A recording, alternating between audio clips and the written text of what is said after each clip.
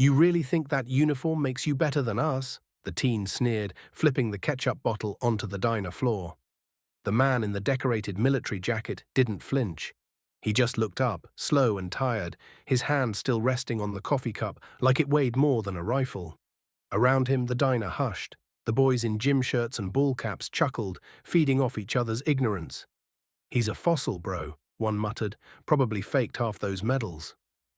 A few booths down, Jake sat frozen. Just another army recruit in civvies, nursing a cheap soda, watching something his drill sergeant warned him about. Cowards always pick easy targets when they feel small. But this wasn't supposed to happen in their town. Not here. Not to him. Colonel Briggs. The man standing quietly at the center of it all. A legend in the Corps. A soldier who'd led entire battalions through fire. A father figure to many. A ghost to even more, and now a punchline in a diner full of punks with loud mouths and zero history. The room buzzed. The waitress looked like she might say something, but bit her lip instead. No one moved. Not the cashier, not the cooks peeking from the kitchen, and definitely not the colonel. His silence was heavier than armor. Then the ringleader smirked and knocked over the old man's drink. "This table's for real men," he said. That was the last straw.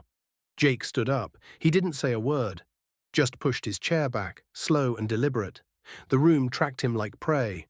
One step, two, until he stood right behind the kid who spilled the drink.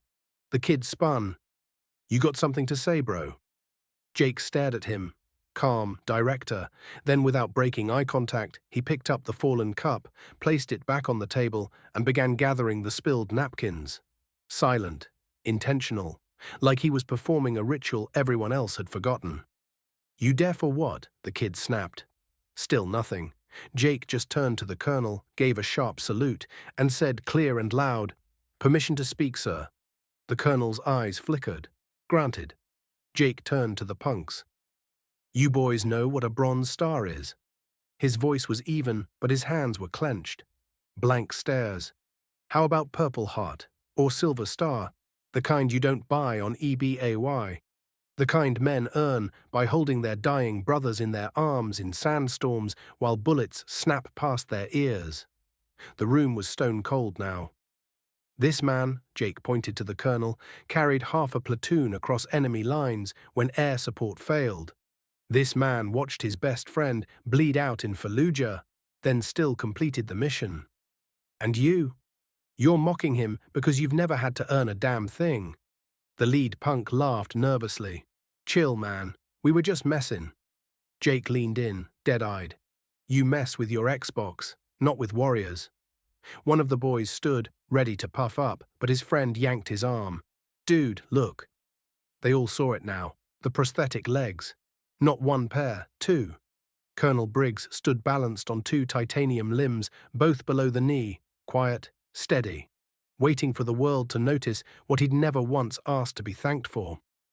Jake stepped aside, let the silence speak louder than his words ever could. And then came the backstory. 10 years ago, Briggs had pulled 6 Marines out of a burning Humvee before a second IED went off, lost both legs, refused a medical retirement, trained soldiers for another 5 years with steel in his legs and fire in his gut. After that, he spent his days mentoring new recruits, for free. Never charged a penny, never missed a funeral. He didn't wear that uniform for pride, he wore it to remember. The room shifted. One of the punks suddenly looked ashamed. Another sat down and stared at the table. No one said sorry, but everyone wanted to. Briggs finally spoke, just one line. "Respect isn't something you demand, it's something you carry, until it breaks your back."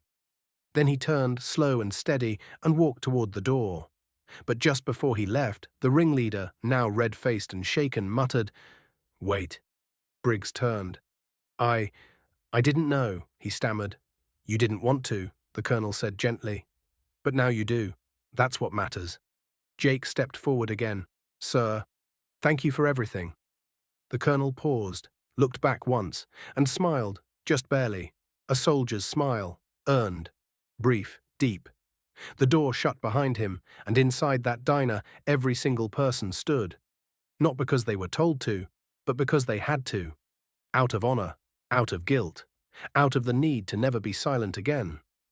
If this story touched you, please let us know in the comment where are you watching from, and subscribe to the channel, hit that like button, and drop a karma in the comments below. Because respect is a choice and silence is a decision.